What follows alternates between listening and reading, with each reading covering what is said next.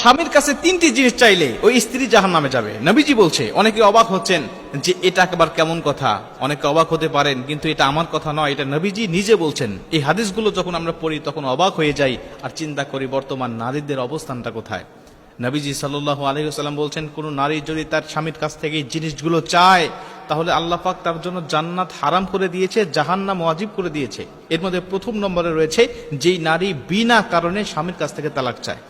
হযরত সাওবান রাদিয়াল্লাহু তাআলা হাদিসটা বর্ণনা করেছেন। তিনি বলছেন, রাসূল সাল্লাল্লাহু আলাইহি ওয়াসাল্লাম বলছেন, আইয়ুমা ইমরাআতিন সাআলাত যাওজাহা তালাক ফি গায়রি মা বাআত হারামাল্লাহু আলাইহা রাইহাতাল জান্নাহ। তিনি বলছেন, রাসূল সাল্লাল্লাহু আলাইহি ওয়াসাল্লাম আমাদেরকে জানিয়েছেন, যেই নারী বিনা কারণে তার স্বামীর কাছ থেকে তালাক চায়, কথায় কথায় তালাক চায়, বলে তোমার ভাত আমি খাবো না, তুমি আমাকে তালাক দাও, প্রয়োজনে বাসায় মানুষের বাসায় কাজ করে খাবো, তাও তোমার ভাত আমি খাবো না, প্রয়োজনে গার্মেন্টসে চাকরি করব, তাও তোমার বাসায় আমি থাকবো না, তুমি আমাকে তালাক দাও, কথায় কথায় একটু সামান্য চুন থেকে পান থেকে চুন খুসলেই বলে তুমি আমাকে তালাক দিয়ে দাও। নবীজি বলছে, এরা জান্নাতে তো যাবেই না, রাইহাতাল জান্নাহ, এবং জান্নাতের সুঘ্রাণ পর্যন্ত সে পাবে না। এই সাওবান রাদিয়াল্লাহু তাআলা আরেকটি বর্ণনায় বলছে, অথচ নবীজি বলছে একটা মানুষ যদি 40 বছর দ্রুতগামী ঘোড়া নিয়ে যদি দৌড়াইতে থাকে, এত দূর পর্যন্ত জান্নাতের সুঘ্রাণ ছড়াইতে থাকবে, অথচ এই নারীকে কত দূরে রাখা হবে জান্নাত থেকে যে ওই নারী জান্নাতের সুঘ্রাণ পর্যন্ত সে পাবে না। এই জন্য মা বোনদেরকে বলতে চাই, কথায় কথায় তালাক চাওয়া এমন জঘন্য অপরাধ, এমন পাপ থেকে অবশ্যই আপনাকে বেঁচে থাকতে হবে। স্বামীর কাছ থেকে কখনো তালাক চাইবেন না।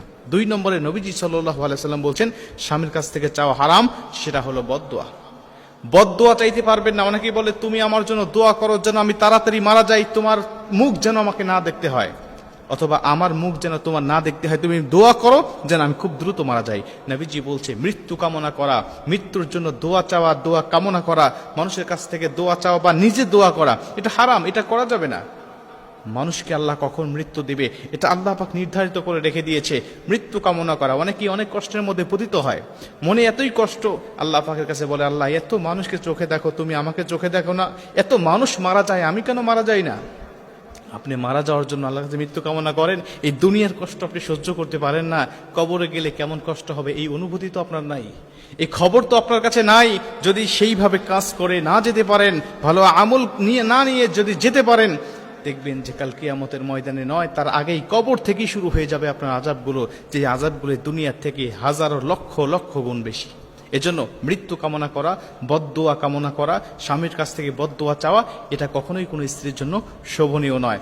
3 নম্বরে নবীজি বলছে, অনেক স্বামী আছে, অনেক স্ত্রী আছে, তারা স্বামীর মা বাবা